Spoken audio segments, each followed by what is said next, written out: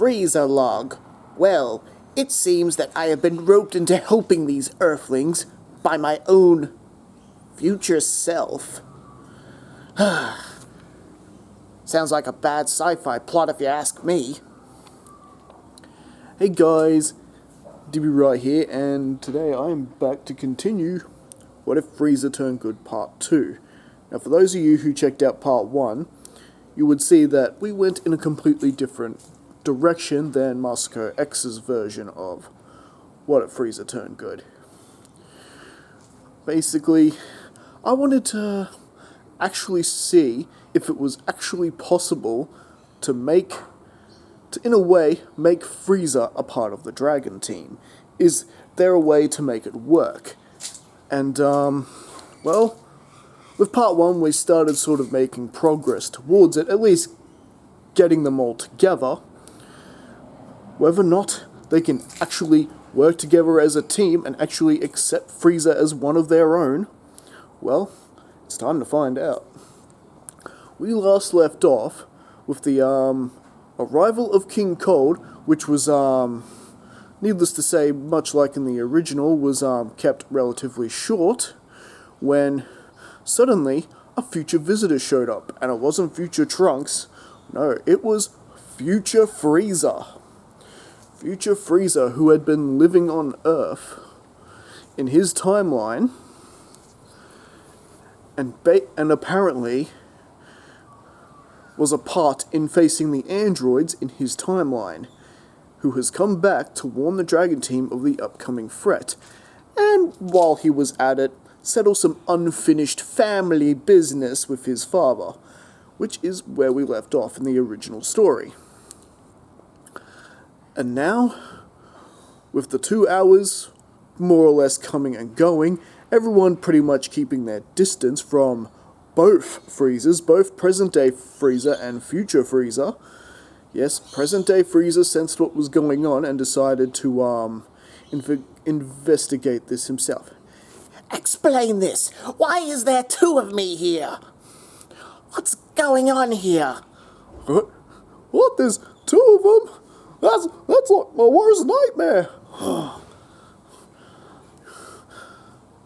Damn it, Frieza! Have you been messing around with cloning technology? What? Vegeta, I assure you I have no idea what you're talking about.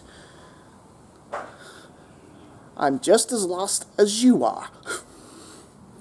Well, 2 hours come and go, and Goku does indeed land, right where Frieza said he would, and, much like Trunks does in the original, future Frieza takes, Goku away, who is, also as bewildered as everyone else to see not just one Frieza there, which is crazy enough, but 2 of them? This has Goku confused more than usual. And well, firstly, Frieza puts Goku to the test, much like future Trunks does, however, quite a bit differently. It's a bit more intense, and they actually go like a couple of quick rounds. After all, Frieza has always been wanting to have a sort of rematch with Goku. Even though over time his feelings for revenge against the monkey fade away over time, he still wanted to sort of, prove to himself that he is the stronger being. So Frieza couldn't really help but take their little sparring match further. Frieza basically just testing out that Goku could indeed go Super Saiyan, in and out whenever he wants to, and to just sort of make sure that Goku's actually going to make a difference here. And needless to say, yes, Frieza does have the heart virus medicine. Just to be clear, he is there to help. Future Frieza's there to help, not cause trouble. Though a little bit of trouble won't hurt. Practically greeting each other with a punch to the gut each, much like they do in Dragon Ball Super. Hey, that's how they say hello, right? And pretty much a battle between Super Saiyan Goku and this newly developed Mecha Frieza going at it. And Frieza, of course, unleashing a surprise of his own, transforming into a fifth form Frieza, much like Cooler does, as well as possibly that King Cold also achieved this form, although we never got to see him use it. Not even in this What If. So needless to say, the battle was pretty intense and everyone's running for cover. Even Frieza, who sort of, present day Frieza that is, who sort of gathered away from the mountaintop, just sort of watching the fight. Frieza being surprised not only how much powerful Goku seems to have gotten since their last encounter, but how much more powerful that this other version of him has. This fifth form, he didn't think he was capable of achieving that form. He thought this was only something his father and Cooler were capable of. Astounding. To think I'm actually capable of doing that. Perhaps there's something to this training that these monkeys do after all. Frieza's starting to catch on. And well, with that, after their sparring session had finally ended, and Goku's yelled Radiant's clothing's got a bit of a tear up and future Frieza a little bruised up, Frieza proceeds to tell Goku about the threat of the androids appearing before him, Frieza filling him in basically on his side of events. And well, basically he had explained to Goku he had been living on planet Earth in isolation over these years, and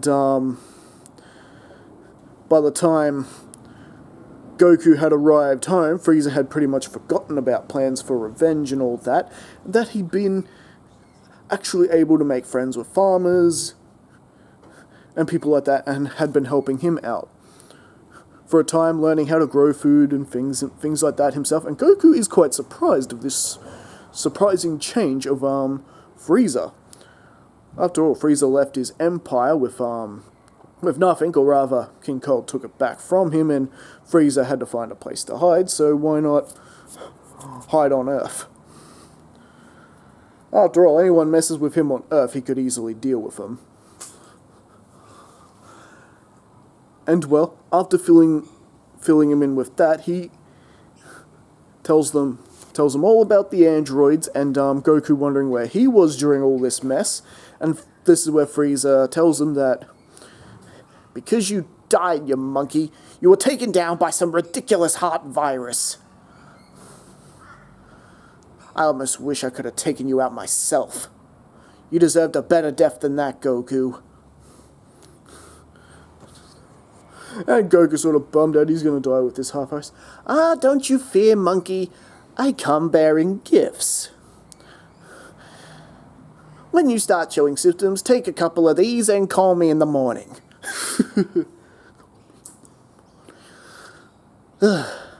Feels kinda weird that I'm helping you out. Don't disappoint me, Goku. I am counting on you to make a difference here. After all, my father took me from my previous home, and now the androids have more or less destroyed my new one here. After all, Frieza pretty much just wants to live here in peace. And well, so with that, Frieza pretty much, after handing the heart virus, pretty much takes his leave, and as we know, Piccolo was listening to the whole thing. And of course, the good thing about this is that because future Trunks isn't there, there was no chance of future Trunks' identity being slipped out. So that's good. What awaits Vegeta and Bulma will remain a secret and a surprise to everyone. None of this Goku already knowing the baby's name and everything like that when they first meet Trunks. And well, throughout the horrifying grim if we want to actually hear about the horrifying grim tales of what Frieza went through, of what future Frieza went through in his timeline, I'll cover that in a separate video. Right, so with that, Goku, of course, goes back to tell everyone basically what Frieza had told them, and basically Piccolo heard the whole thing and was easily able to help him out with that. And so with that in 3 years, that pretty much everyone except for Gohan is supposed to die in this battle against the androids, and apparently Frieza somehow survived too. And I was like, looks like I don't have to do anything. I could just kick back and let history just take its course. Looks like I get my revenge, after all, without even trying. You say that now, Frieza, but remember your future self came here to warn us. So obviously, things are not going to work out for you. You know what, Namekian, you actually have a point. I hate it when you guys talk sense. So with that, it's pretty much settled. Everyone will train for the next 3 years in preparation for the androids. Goku actually extends the hand to Frieza and invites him to come along to train with Piccolo and Gohan. And yeah, Piccolo and Gohan, you can tell by the look on their faces right now, they're not liking this one little bit. Dad, are you sure about this? Come on, Goku, do you really think you can trust him? Well, the future one seems to be a pretty stand-up guy. Maybe this one is too, if we get to know him. Everyone just falling, flat on their backs in that hilarious anime way, including present-day Frieza himself. Oh boy, Goku, that time and space has really affected your brain, hasn't it? You can't trust me as far as you could throw me. With that, Frieza takes his leave and basically decides he's going to continue his training on his own. Perhaps if he actually puts an effort into his training, he could learn the secrets to unlock his fifth form, possibly even go beyond that. And,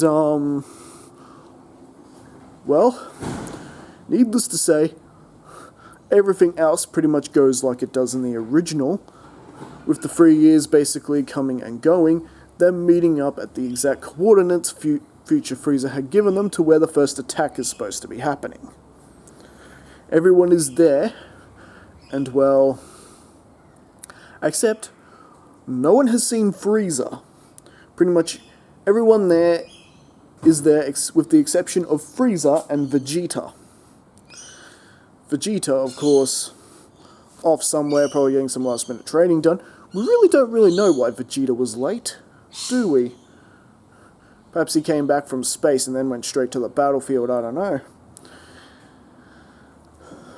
But as for Lord Frieza, he's around somewhere, actually in the city, already looking for the androids. Except he hasn't caught on to the fact you can't sense androids. And of course the others don't really know that either until, the sudden surprise explosion in the city, Yajirobe's car being blown up, and the two figures descending upon the city. Frieza is actually the closest one there and sees exactly where they land. So Frieza is racing towards the rough location where he saw them land, and it is actually Frieza who gets surprised by the androids and starts having his energy absorbed. Yes, we actually for once spared Yamcha of that nasty fate. Everyone could sense that Frieza's energy was starting to decrease, and pretty much descended to that location on time and managed to get the androids off of him. And, well, as much as the Dragon team sort of didn't want to help Frieza, they're going to need him for this battle, so it's basically fly off to get him all sensu beamed and bring him back, basically. Meanwhile, Android 20 pretty much finished leveling the city like he does in the original, and Goku basically forcing the androids to go to a new location for the battle. Goku already huffing and puffing because the heart virus is taking his toll. The symptoms never showed up, until just now, like in the original.